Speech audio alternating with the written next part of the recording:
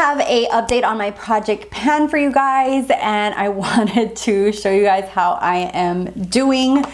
And first things first is my Smashbox Photo Filter Photo Foundation. So this is my update number 3, and I feel like I'm doing so much better on the powder. Hopefully you guys will be able to tell. Last time I actually put some little dots on there with a Sharpie, and you can definitely see that I have been working the crap out of this powder, and this has definitely shown me how long it takes to use a powder, and holy crap is it hard to use one. So I am going to actually like put another little dot where it's at right now.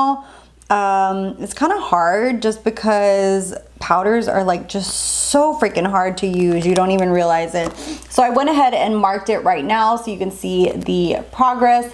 And as you can see, whoa, almost gonna break it.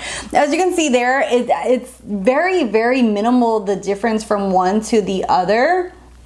So it does take quite a while, because not only is it like in the length like this way, but also in the depth of the powder as well. So that's one of the things that just makes powder so much difficult. And I'm not, because I have more drier, mature skin, I'm not someone to just like powder myself like crazy. I don't have oily skin like I used to. When I had oilier skin, I used to use more powder than I do now. So now I'm more light-handed with my powder, and that's why it's taking me forever to use this up. I actually kind of got frustrated a little bit and wanted to like just chuck it, but I'm like, no, I'm gonna finish it. I'm gonna finish it. So I have been kind of using this in conjunction with other things, so that's kind of making it a little bit slower to use.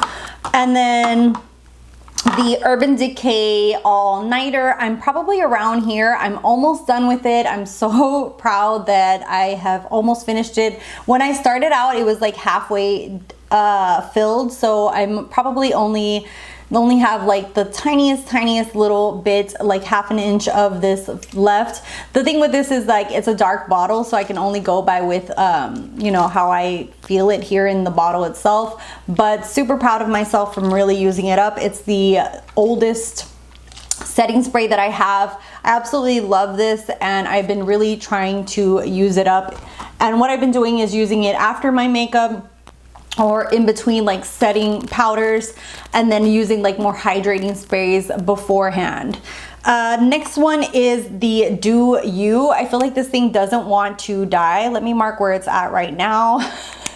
So this is my first up, like where it started, and this is where I'm at right now. I'm about almost done, but from when I started this year to now, I feel like I've done really great progress. I've taken this on all my vacations. I've even used it like on my décolleté, on my whole shoulder area, on the cruises. This is a very beautiful luminous face primer. I use it in conjunction with foundations. I even sometimes mix it in with foundations.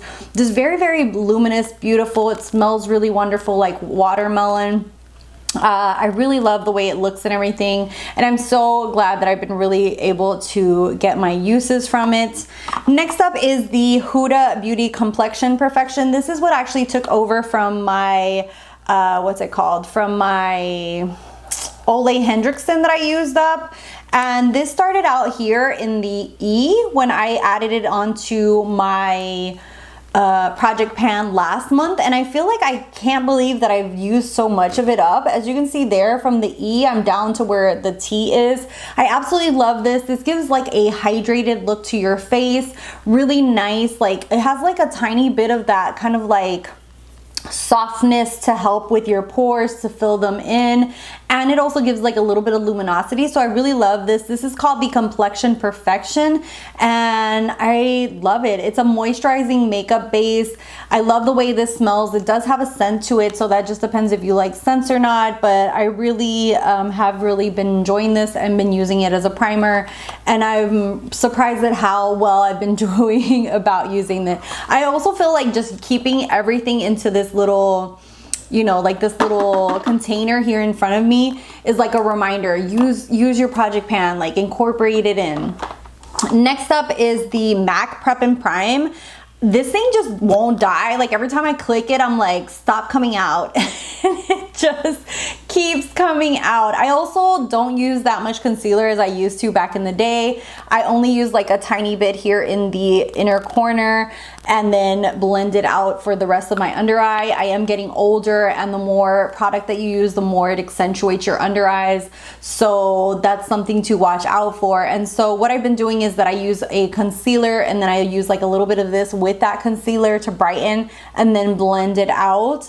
And so it's been taking me quite a hot minute to use this, but I'm still working on it. I'm still working on it. At some point, you will die. Next up is the Anastasia Beverly Hills foundation. This is the luminous one.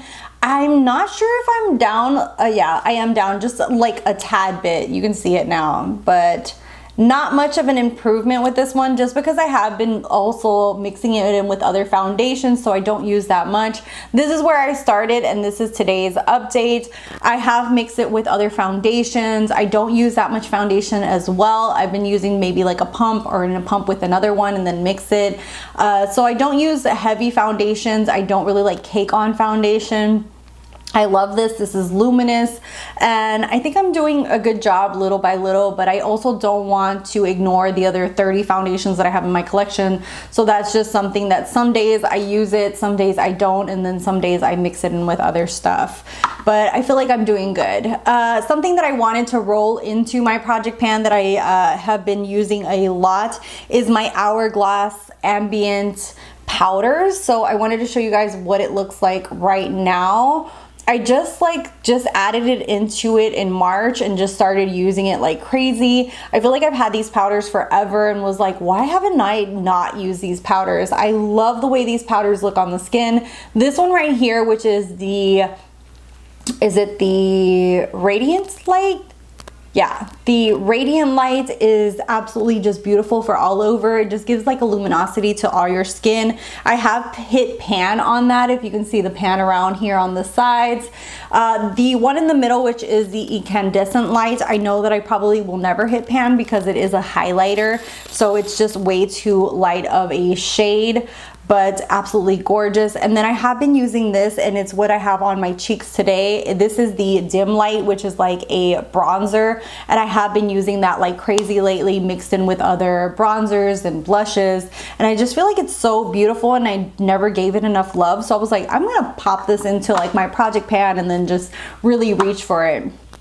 Another one that I've been really using a lot, and so I decided to incorporate into my project pan, is the Chocolate Malt by Too Faced. This is their Melted Chocolate Matte Eyeshadow, and this is just a really great primer. And I love the fact that sometimes, like especially days that I've been just in a hurry and I've been on vacation, this is just a great one to use. So I'm probably like halfway through this, and I thought I'd just incorporate it as well. This is really great because it's like a matte eyeshadow, but it acts like a primer too. I have it underneath my eyeshadow today. It just gives you a great base, and that way you can just add like one eyeshadow on top, or maybe like two eyeshadows, and you're done. And it just gives you like a crease color basically, and like a lid color. But you can do so much with this, and I just love the color that I got, Chocolate Malt, because it's just a great crease color for me. And so I don't know if you guys can see it. It's this color right here. Yeah, you guys can definitely see it. So it acts like a crease color, and then I can just pop a shade all over the lid, like a single shadow all over the lid, and then I'm good to go. And if I wanted to, I could darken out my crease, but for the most part, I just pop this all over, blend it up, and then pop something on my lid, and I'm good to go. So that is my update for my project pan. And as far as my low buy, I'm still on a no buy because I have not bought one single thing. Nothing has really attracted me of the things that have come out this year. I still have just been holding back, and I'm not mad at it, to be honest. I just really feel like it's just really helped me focus on other things in my life, and just really focus on just taking care of myself, and focus on like actually enjoying the products that I have and finding ways of using them, and actually like using them. Because when you focus on just the new, you forget about like, oh wait, I have this palette, I have these powders, like this looks beautiful on this, and you forget to use them all. So yeah, so that's where I'm at right now. Let me know how your low buy or no buy is going. Have you bought anything? Also, how is your project panning going? I'd love to hear from you down below. Thank you guys so much for your support, the ones who are still watching by some miracle my channel, because my channel has taken like a great hit since I took away all my subscriptions, since I stopped buying new stuff. My channel has definitely, like, I've seen like my analytics and they're just like but hopefully at some point maybe people who enjoy like low buys, who enjoy like other type of content will find me. But thank you guys so much for your support, and I'll see you guys in the next one. Bye guys.